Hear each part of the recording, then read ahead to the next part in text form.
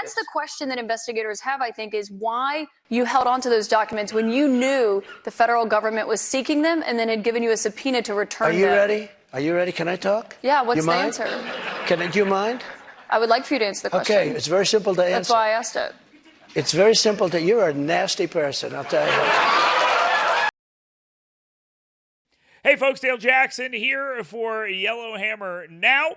We are going to do a little CNN Town Hall review. I've got Jay Town, who is a former U.S. attorney in the Northern District. I've got Yaffe, who is a talk show host at WVNN in Huntsville, and he writes right here at Yellowhammer News. We're going to talk about this CNN Town Hall with Donald Trump. Caitlin Collins from the University of Alabama. So, Jay, did Caitlin Collins shame the University of Alabama, or did she behave in a way that should make them proud? Well, I guess it depends on I don't think she shamed the University of Alabama, but I do think that she showed up with, some sort of vinegar in her drink that, that echo chamber at CNN that disallows them any objectivity whatsoever. And there's two people on stage tonight. There was a moderator, a media member, a fact checker, and then Donald Trump, right? But there was only two people on stage, and she actually made him look like he was the reasonable one on the stage tonight, because she was just sort of so smarmy and reactionary to everything that he said, and very disrespectful, in fact. And so I just don't think it's a good look for anybody in the media to come off that way, no matter they're left or right. And unfortunately for her, she probably gave him a 2 or 3 point bump tonight. Yaffe, I agree with a lot of what Jay is saying, except I will say she is the shame of the University of Alabama today. I'll take it a step further. The thing that I noticed from all of this is Caitlin Collins was almost as if she was making up for all the heat that CNN had taken for even taking the town hall. If you watched after the debate, Jake Tapper and Anderson Cooper and all these guys were basically like, he lied, I can't believe he lied, blah, blah, blah. And they were on full-blown attack. They were offended. It was the worst thing ever, and they went through a whole bunch of things. Was Caitlin Collins, was her hackles up because all the criticism they had received from MSNBC and other outlets who would have taken this exact same town hall in a heartbeat, by the way? Was she there playing the role of defense of the journalistic integrity of CNN? Is that what she was trying to do? Yes, I think that's part of it. The other part of it is she's just a part of that media circle. So she's going to automatically want to do that against Trump because they hate Trump so much. And so she's got to impress CNN, defend CNN, but kind of defend herself against her buddies. To me, the biggest example of how obnoxious she looked is when she was talking about the border wall. And she's like, oh, you only built 53 miles of the border wall. And Trump had a pretty reasonable answer. He goes, look, there were lots of parts that they counted as the border wall, which really were falling apart. So they were laying over. They weren't really doing the job. We replaced that too. And she didn't really have an answer. She just said, oh, no, you're lying. Oh, no, you only built 53 miles. You only built 53 miles. Yep, you only built 53 miles. And it's like, you're not coming off as reasonable. But to her media buddies, that's probably what they wanted. They don't care if she looks reasonable. She took on Trump. That's what matters. And Yaffe, I'm sorry, Dale, real quick though, Yaffe, to your point, there's going to be around 1.5, 2 million people crossing the border in the next, 48, 72 hours. Sure. That never would have happened on President Trump's watch. Not for a second. Absolutely. Let's just stay on the border here for a second. I was going to come back to it since we're having that discussion. I found it rather interesting. Caitlin Collins, a member of the media, and she's obviously working on the side of Democrats, maybe not directly, but let's just be real about it. In tandem, Democrats in the media really fought Donald Trump every step of the way on the border, on the fence, on stopping people from coming. Donald Trump mentioned that when he talked about the people who were locked in cages and all this other stuff that they said, which is way worse right now, by the way. Way worse right now. And it's about to get way, way, way worse, except they're going to let those people out of the cages and they're going to come. And she tried to make an issue out of immigration. That is one of Donald Trump's super strong suits. And a great opportunity for him to say, hey, remember what I did on this? You guys were mad about it. Now you're criticizing and saying that we should have done more, should have built more wall, all this other stuff. And he did point out the difference between him and Joe Biden. I thought that was one of the stronger moments, the immigration section of this. Do you agree, Yaffee? Yeah, I would agree. My thought after this whole thing was it's like CNN is trying to help Trump win. Now maybe they are because they think that Biden could easily beat him. But it seemed like they made Trump look a lot better than he probably should have in a situation like that. I agree. Jay, I- this strong point Yeah. of Donald Trump's whole thing, this was immigration, right? Well, immigration, China, trade agreements with the United States, the value of the United States dollar, the value of the Dow Jones. I mean, he has a lot that he could actually run on. I don't know that a Democrat or a liberal wants to get in an argument about the Excel sheet of accomplishments of the Trump administration. They need to stay on the, E. Jean Carroll and the grand jury indictment and the other investigations into Trump and some of the other things that he did, the 2 impeachments. Those are the issues that the Democrats can remind folks of to make some headway against the man. But if you want to talk, I mean, if we just mentioned the border. But he did a lot more than build 53 miles of fence. He kept them in Mexico. He made it in Mexico's financial interest to disallow these individuals to even cross the border. And if they did, they were sent back right across the river and told to wait. And the Mexican authorities kept them there because there was money in it for the Mexican authorities. Right now, the money in it for the Mexican authorities comes from the cartels. And so we are never going to secure our border, win the drug war, win the fatal overdose war on fentanyl and opioids if the cartels are running Mexico, which they are right now. I agree completely on that. Let's talk about this town hall, though, because the town hall, I don't even remember a single question asked by a person, with the exception of the first question, which was clearly planted because it's where Caitlin Collins started as well.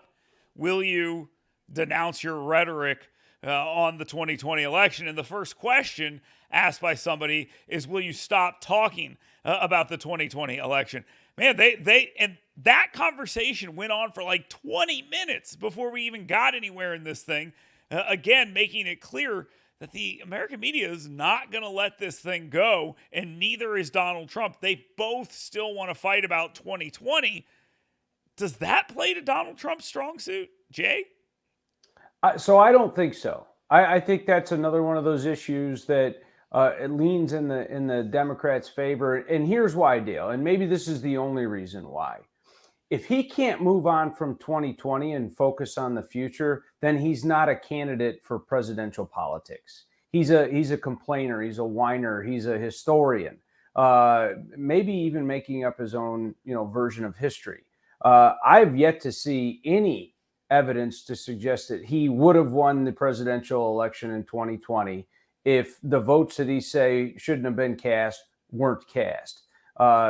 Seems to me that'd be a pretty reasonable legal challenge to lodge. He lodged around 84 of them. All of them failed. So to continue to relitigate 2020 certainly is not what a 2024 candidate should be doing. He can't help himself, though, because he honestly feels that he was robbed of that election.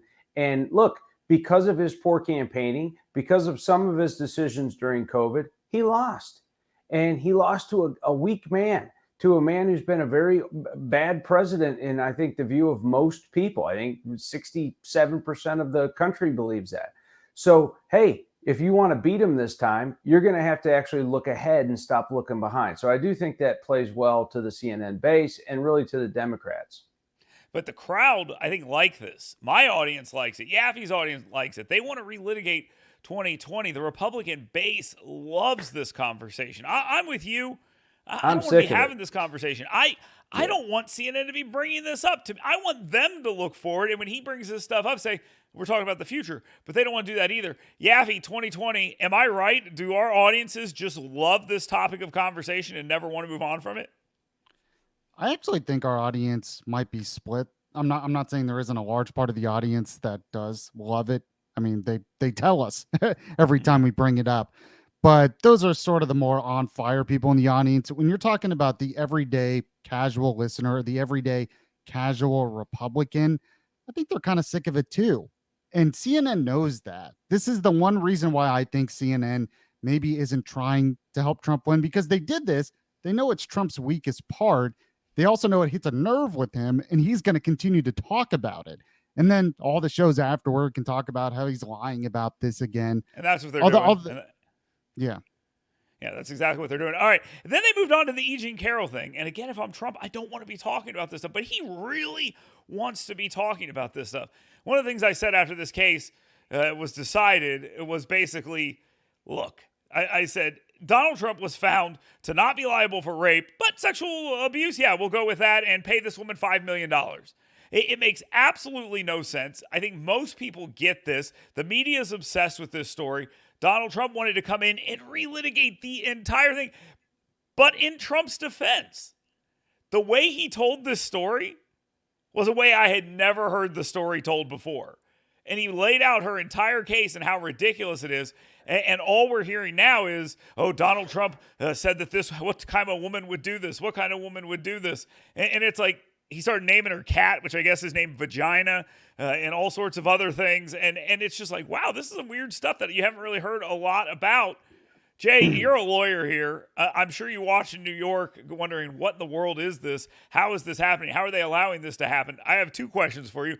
One, as a campaign strategy, doesn't make any sense. And two, from a legal point of view, could you quickly tell us whether or not on appeal this thing's going to get thrown out? So I don't think it's going to get thrown out on an appeal.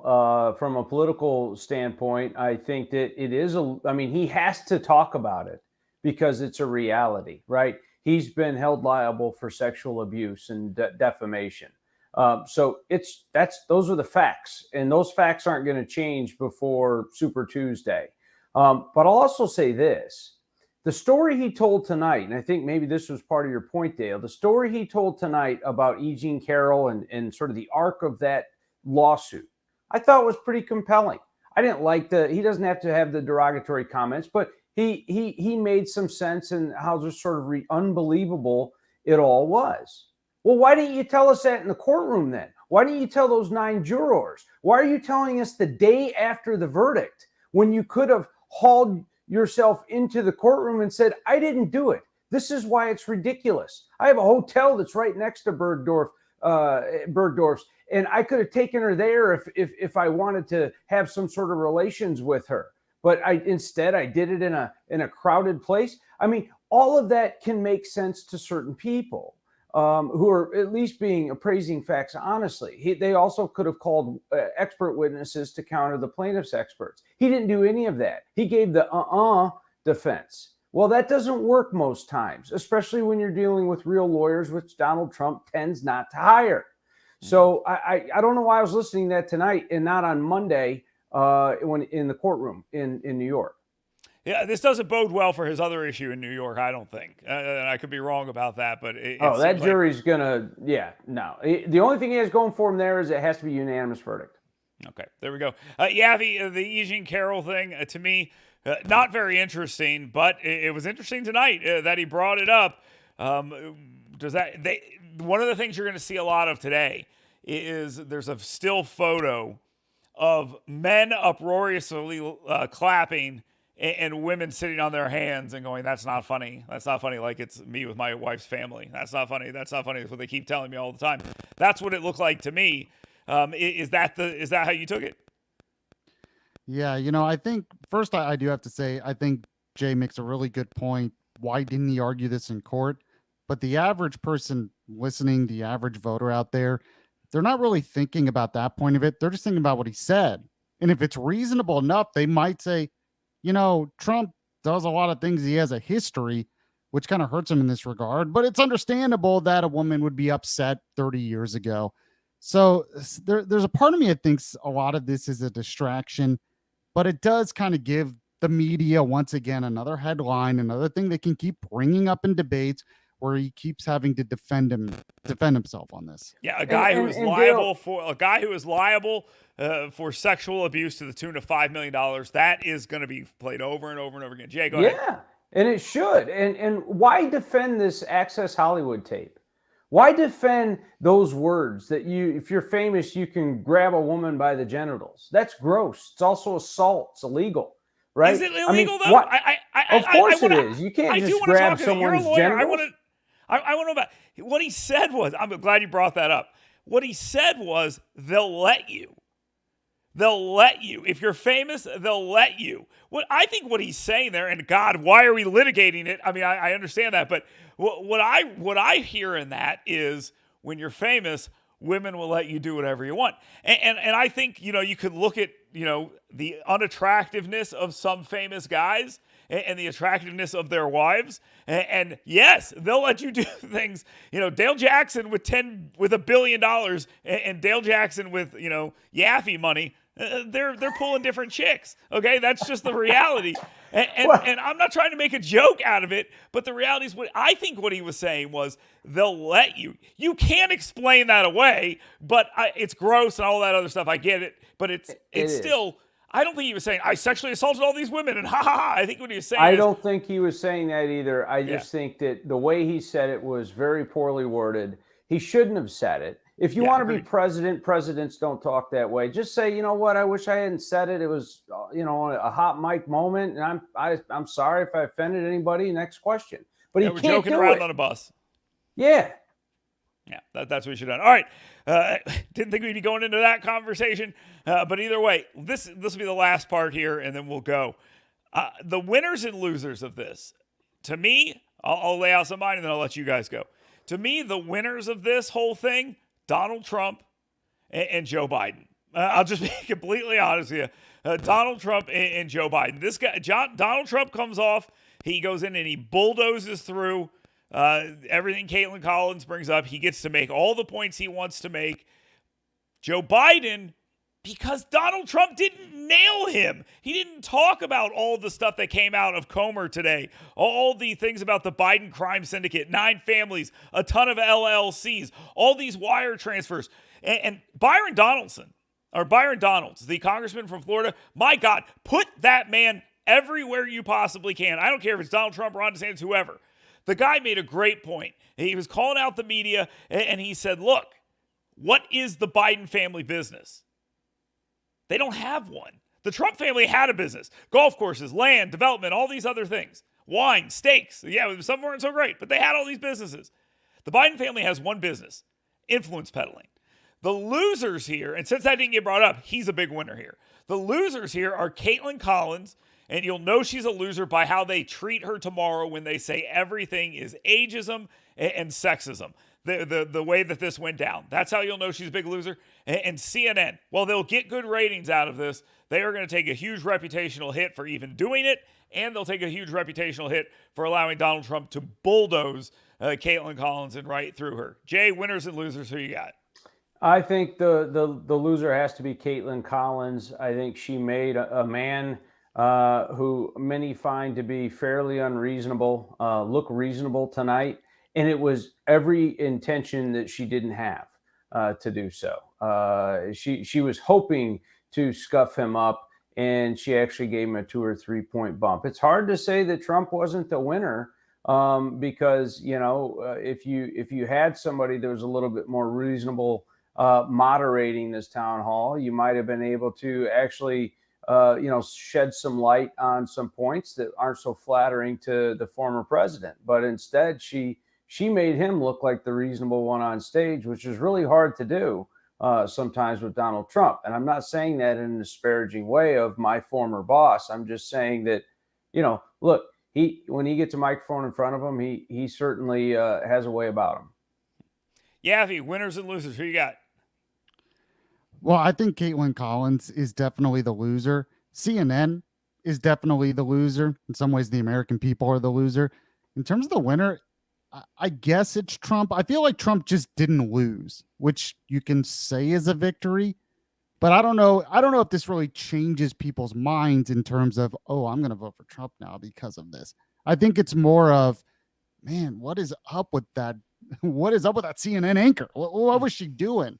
So I guess Trump's a winner kind of by default for not losing, which, you need in politics. But other than that, I don't really know who a winner is. Well, I'll tell you just one quick story here before we go. As I was watching this in my media room, my wife walked in, looked at the television, turned around, and walked out. That's what she's Yeah. because she's famously like, you have to walk. When they were doing all these town halls on the last go round, she was like, again. And then now she's like, oh my God, not again. So that was so the big loser here is Cindy, my wife, apparently. Well, as well. and let me sprinkle one more winner in there, potentially, is that, the presidential elections are won in that 4 or 5% between the 48s, right? Well, between the base, those independent voters. And when you juxtapose a Ron DeSantis in the same format with Donald Trump, I think that look, we're not middle of the road independent voters, right? We're right leaning Republicans. So we're going to vote for whoever is the general election candidate for the Republicans. But not everybody will. And so I think a very sort of moderated Ron DeSantis, actually, when compared to Trump tonight, actually is going to come off even more reasonable than both Trump and Caitlin Collins. And so maybe he will be sort of the default winner. We'll see in a couple of months. And I think Ron DeSantis will do a lot of these town halls if he's offered them. Oh, yeah. I think he'll do a ton of them. All right, guys. Yaffe, WVNN, J-Town, former U.S. attorney and great legal mind. Dale Jackson here with you as well for Yellowhammer Now. Thank you very much for being here. We'll talk to you soon.